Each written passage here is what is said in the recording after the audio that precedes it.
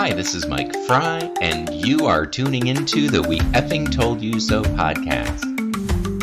Today is Monday, January 19, and today we are coming to you on video because we've got some fun things to share with you from our formerly long-term home of Minneapolis, Minnesota. We moved from there about a year and a half ago, and since then we've been staying in touch with family and friends who still live there as the chaos that the Trump regime is, wreaking down on the population there. And this is a story about how peaceful protests, and I guess I'll have to maybe put peaceful a little bit in quotes there, it works, and you can have fun, you can have a childlike sense of wonder about your protest, and really this story also talks about how lame the MAGA folks really are. So this guy here is Jake Lang. He's a January 6er, a white supremacist who served 4.5 years in prison for his violent attack on a police officer with a baseball bat during the January 6th attempted insurrection. Not a nice guy. Notice the military garb. He thinks he's like some macho dude, but as you're going to see, the guy was chased off the streets of Minneapolis with water balloons. I kid you not. Check out the military garb and the macho attitude, but he was chased away from the streets of Minneapolis with water balloons. So we're going to show you the pelting he got with water balloons in just a minute, but let's just stop for a moment and read the story as it was covered by The Guardian. Quote, hundreds of counter-protesters on Saturday drowned out a far-right activist attempting to hold a small rally in support of the Trump administration's latest immigration crackdown in Minneapolis.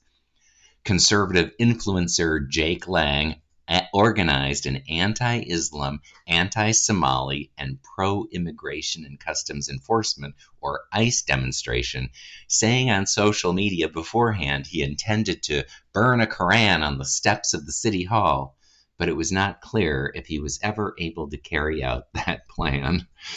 A small number, and I'll just say, saying a small number by the press, which they've all sort of done, really does a disservice because the actual count that we've heard is a total of 10 people, which means Jake Lang and 9 of his closest friends, which from our perspective is not a demonstration, it's not a march, it's basically a dinner party.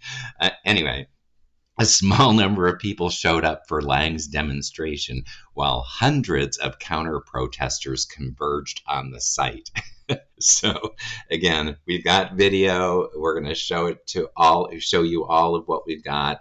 It's really pretty funny. The thing about it that I find particularly fun and interesting is Lang was clearly hoping to have a major demonstration. He had announced not only was he going to burn the Koran, he was going to march through the Somali community to terrorize them.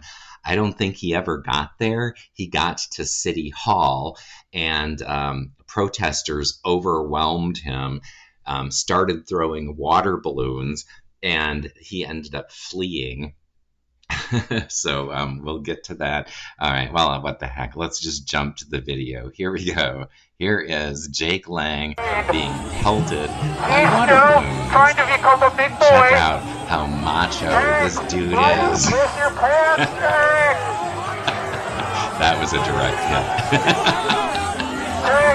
You suck so bad, even ICE won't hire you.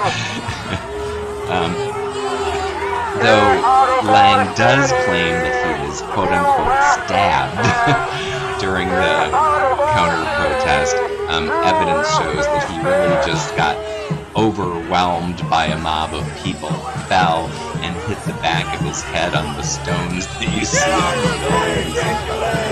So yeah, just a total weenie baby, cosplaying as some sort of military tough guy. And, ultimately they all 10 of them had to flee the city. He was last seen getting into a woman's car and driving off fast, never got to the Somali community. And I just have to put a shout out to Mercado Media, who has been serving the role of constitutional observer with cameras all over the Twin Cities area, documenting what's happening on the streets there. Hats off to them. We've only recently discovered them. I believe they may be a relatively new source.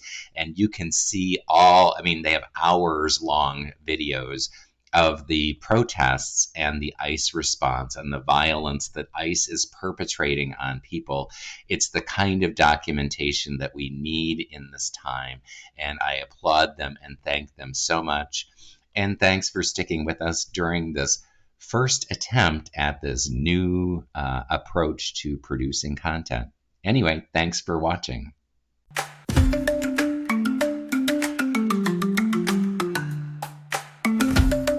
You have been listening to the We Effing Told You So podcast. You can find us on Substack, Spotify, YouTube, Apple Podcasts, and most other places podcasts can be found. Please like and subscribe and share on your social media. And thanks for listening.